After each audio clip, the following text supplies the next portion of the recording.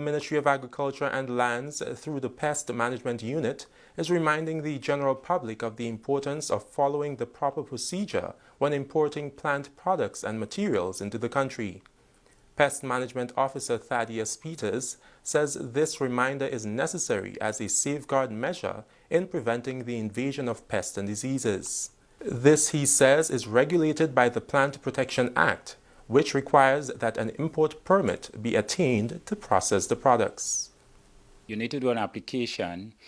The application now is done via the Asikuda World System, which is a platform at the Customs Division.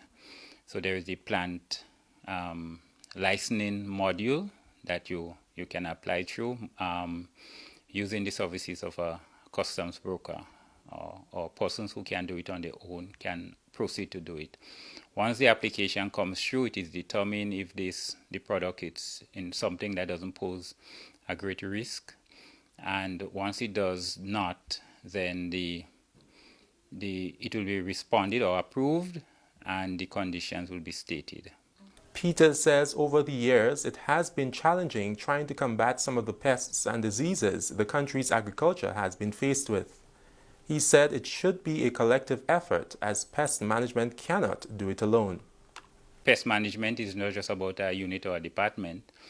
It's about stakeholders taking responsibility for what they have on the farm or in the backyard.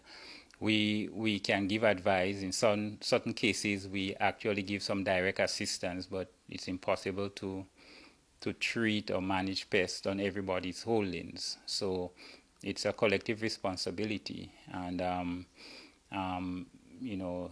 people have different approaches to managing, but at the end of the day, we need to manage it, and it's not just about the agriculture.